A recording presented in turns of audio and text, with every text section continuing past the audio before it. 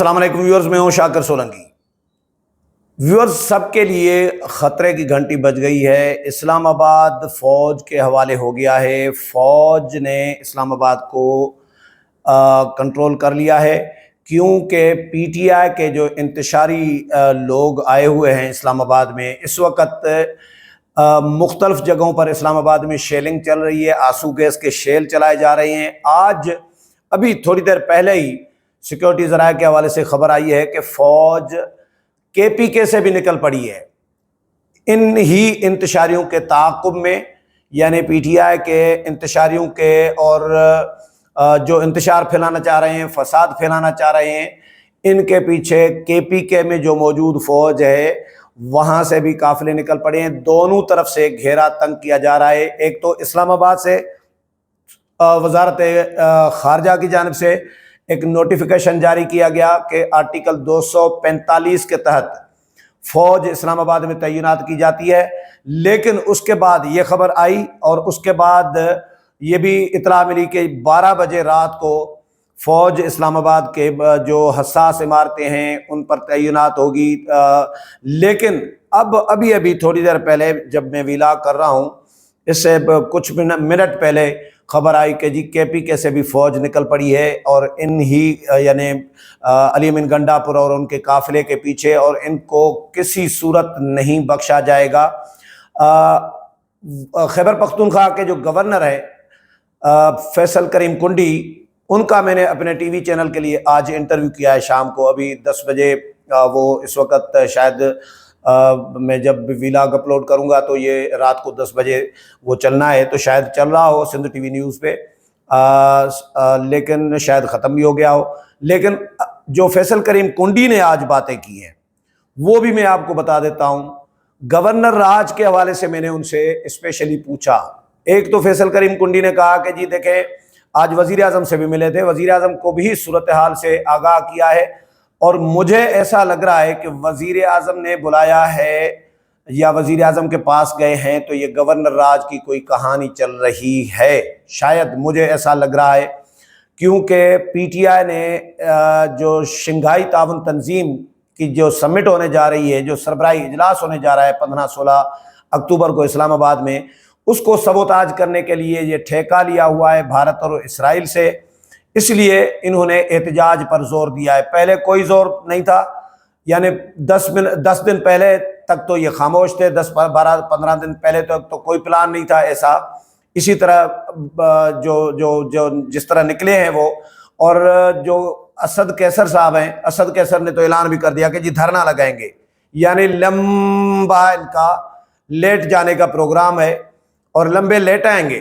یہ فوج ان کو لمبا ایسا لیٹائے گی کہ ان کو نانی یاد آ جائے گی۔ جو نظر آ رہا ہے، جو فوج کے تیور جو نظر آ رہے ہیں، سیکیورٹی اداروں کے جو تیور نظر آ رہے ہیں، پولیس لگ رہا ہے کہ ناکام ہو گئی ہے، کیونکہ ڈی چوک تک پہنچنا پی ٹی آئی کے کارکنوں کا، یہ پولیس کے منہ پہ بہت بڑا تماچا ہے۔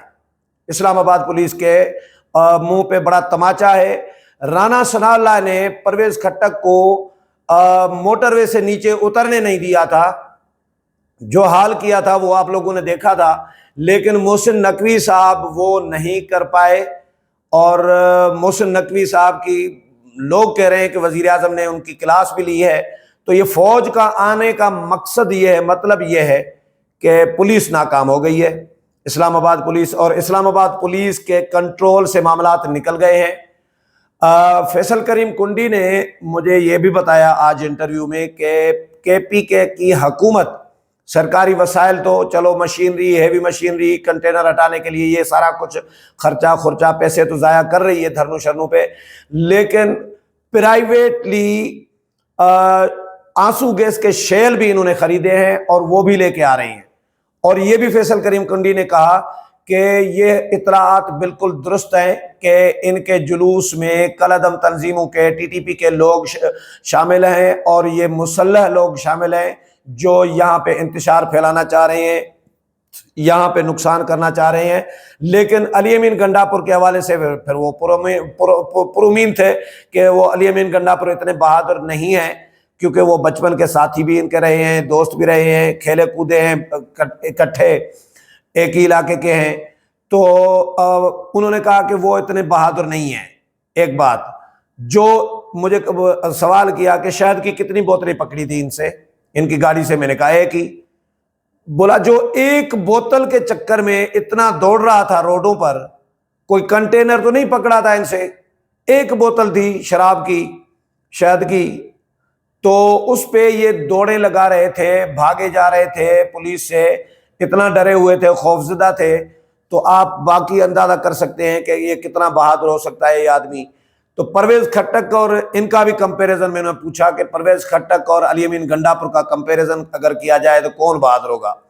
تو انہوں نے کہا کہ پرویز خٹک زیادہ یعنی یہ زیادہ بزدل ہے، تو یہ بہادر نہیں ہے کوئی۔ اور یہ بھی امید کی کہ یہ راستے سے واپس چلے جائیں گے، یہ اسلام آباد نہیں آئیں گے۔ یہ گورنر کی بات بتا رہا ہوں، لیکن جو فوج نے اس معاملے کو سیریس لیا ہے، گورنر بھی ظاہر ہے باخبر آدمی ہے، خابرو آدمی ہے، ان کے پاس بھی خبر ہوگی، اور وزیر اعظم سے مل کے آئے ہیں، اعلیٰ سطح کے اعلیٰ عہدے پر بیٹھے ہیں، فائز ہیں۔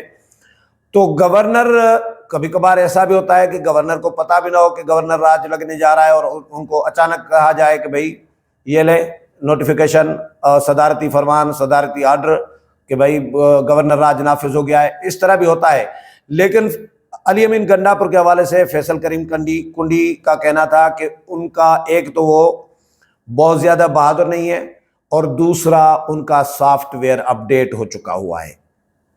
سافٹ ویئر اپڈیٹ کا مطلب یہ ہوا کہ انہوں نے کہا کہ یہ الیکشن کے دنوں میں یہ وقت آنے پر پتہ چلے گا کہ الیکشن جب ہو رہے تھے تو یہ غائب کہاں تھے، یہ کن کے پاس تھے، اور جو وزارت اعلیٰ کے 3-4 امیدوار تھے ان کے مقابلے میں، ان کو انہوں نے سائیڈ لائن کس سے کروایا تھا اور کیسے کروایا تھا، یہ بھی وقت آنے پر پتہ چل جائے گا۔ تو یہ فیصل کریم کنڈی کا دعویٰ ہے کہ پی ٹی آئی واپس چلی جائے گی، لیکن پی ٹی آئی نے جس طرح کا اسلام آباد میں تماشا کیا ہوا ہے، مہمان آنا شروع ہو گئے ہیں۔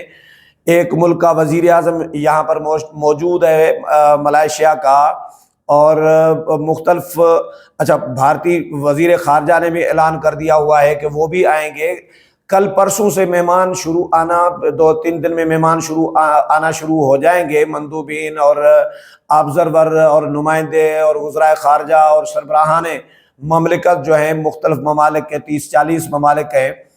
تو انہوں نے یہ تماشا لگایا ہوا ہے اسلام آباد میں، اور ایجنڈا کوئی نہیں ہے۔ مزیدار بات یہ ہے کہ کوئی ایجنڈا بھی نہیں ہے، کوئی مطالبہ بھی نہیں ہے کہ ایک ہوتا ہے نا کہ انہوں نے مطالبہ رکھا ہو کہ یہ کرو یہ کرو، نہ جی نہ، کوئی مطالبہ نہیں ہے، کوئی ایجنڈا نہیں ہے، بس انتشار پھیلانا ہے، افراتفری پھیلانی ہے، غیر یقینی اور کی صورتحال پیدا کرنی ہے، غیر مستحکم کرنا ہے، پاکستان کو نقصان پہنچانا ہے۔ وہ جو جیل میں بیٹھا ہوا ہے بھائی صاحب عمران خان صاحب، کوکین صاحب، وہ انہوں نے ٹھیکہ لیا ہوا ہے، انہوں نے بے عزت کیا ہے۔ یہ ہماری اطلاعات یہ ہے کہ انہوں نے پی ٹی آئی کے رہنماؤں کو بے عزت کیا ہے کہ بھائی میں نے ادھر ٹھیکہ لیا ہوا ہے اسرائیل سے اور بھارت سے، آپ لوگ کیا کر رہے ہو، کوئی احتجاج ہی نہیں کر رہے۔ فیصل کریم کو کسی نے میرے سے پوچھا، عبدالکریم صدیقی نے پوچھا کہ آپ کو کیا لگ رہا ہے کہ یہ اب مذاکرات کے لیے کوئی پی ٹی آئی پریشر ڈالنا چاہ رہی ہے؟ میں نے کہا نہیں، میرا نہیں خیال کہ مذاکرات کے لیے پریشر ڈالنا چاہ رہی ہے۔ مذاکرات کے لیے پہلے پریشر ڈال سکتی تھی یا بعد میں بھی ڈال سکتی ہے، لیکن ان دنوں میں جب شنگھائی تعاون تنظیم کا ایونٹ ہونے جا رہا ہے، اتنا بڑا ایونٹ پاکستان کی تاریخ میں،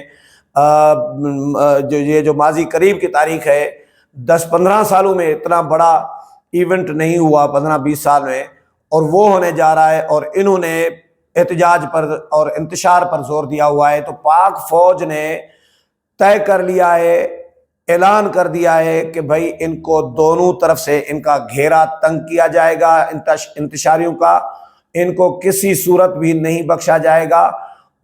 تقریباً کوئی 1000-1500 تو میرا اندازہ ہے، جو انفارمیشن بھی مل رہی ہے کہ ان کی گرفتاریاں بھی ہوئی ہیں، اور بد دعائیں بھی دے رہے ہیں۔ بھئی آپ نے تو انقلاب لانا تھا، بد دعائیں کیسے کس کا چکر میں دے رہے ہیں؟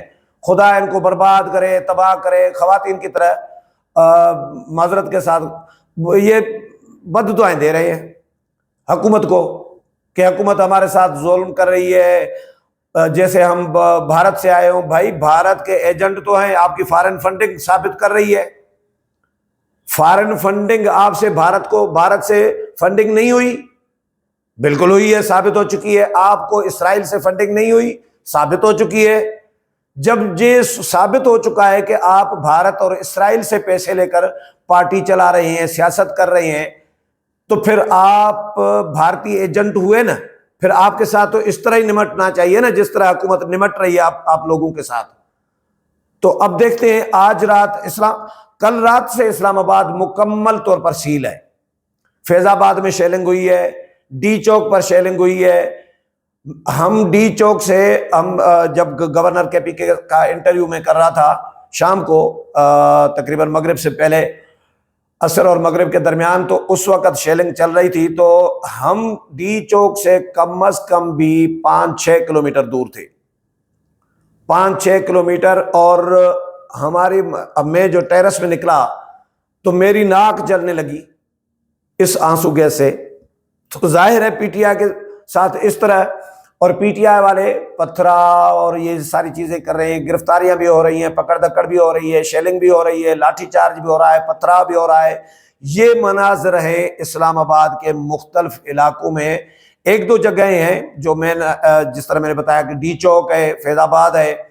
اب پاک فوج اسلام آباد میں تعینات ہوئی ہے۔ پاک فوج نے اتنی رسک تو نہیں لینی بھائی، کہ نہ حکومت نے رسک لینی ہے کہ عالمی سربراہان آ رہے ہیں اتنے ممالک کے، اور یہ دھرنا لگا کے بیٹھے ہوں، یہ انتشار اور یہ خون ریزی کا بھی خطرہ ہے۔ یہ میں آپ کو بتا رہا ہوں۔ فیصل واڈا کہہ چکے ہیں کل کہ پی ٹی آئی لاشیں چاہتی ہے۔ آج فیصل کریم کنڈی نے تصدیق کی ہے۔ میرے سوال تھا تو انہوں نے کہا کہ بالکل، یہ پچھلی دفعہ بھی آئے تھے تو ان کو جنگجو جو ہیں اور جو مسلح لوگ ہیں، ٹی ٹی پی کے لوگ ہیں، کالعدم تنظیموں کے لوگ ہیں، قبائلی علاقوں سے جو لوگ ہیں، یا افغانستان سے بھی ایون، ان کی مدد کے لیے لوگ مسلح جو ہیں ان کے قافلوں میں شامل ہوتے ہیں، اور اس دفعہ بھی ہیں ان کے قافلوں میں شامل۔ اب دیکھتے ہیں رات کو ان کا حشر کیا ہوتا ہے۔ علی امین گنڈا پور نے کے لیے کہا جا رہا تھا کہ انہوں نے کہا ہے کہ جی ہم اٹک پل پر رات گزاریں گے اور پڑاؤ کریں گے ایک رات کا، پھر کل نکلیں گے اسلام آباد کی طرف۔ لیکن مجھے لگ رہا ہے کہ آج رات یہ اٹک پل بھی خالی ہوگی، اور یہ تھوڑا سا میدان جنگ لگے گا، کہیں نہ کہیں دنگل لگے گا۔ لیکن فوج کے ساتھ تو نہیں لڑ سکتے۔ پولیس کے ساتھ تو چلو آپ لڑ سکتے ہیں، پتھرا کر سکتے ہیں، لیکن فوج کے ساتھ کیسے لڑیں گے؟ اور اتنے لوگ بھی نہیں ہیں کہ کوئی عوام نکلی ہے، کوئی پاکستان نکل پڑا ہے تو فوج پیچھے ہٹ جائے۔ بھائی پاکستان نہیں نکلا، عوام نہیں نکلی، یہ انتشاریوں کا کچھ چند لوگوں کا ٹولہ ہے، چند 100 لوگوں کا یا چند ہزار لوگوں کا۔ بھائی 25 کروڑ کا ملک ہے، اس میں اگر 7-8 ہزار لوگ نکلے تو 7-8 ہزار تو انتشاری ہو سکتے ہیں، اور ان میں بھی مسلح لوگ شامل ہوں، ٹی ٹی پی کے لوگ شامل ہوں، تو پھر ان کے ساتھ تو اسی طرح ہی نمٹنا چاہیے نا جس طرح سرکار اور پاک فوج اور سیکیورٹی ادارے نمٹ رہے ہیں۔ امید ہے پروگرام پسند آیا ہوگا، اگلے پروگرام میں پھر ملاقات ہوگی، تب تک اجازت چاہتا ہوں، اللہ حافظ۔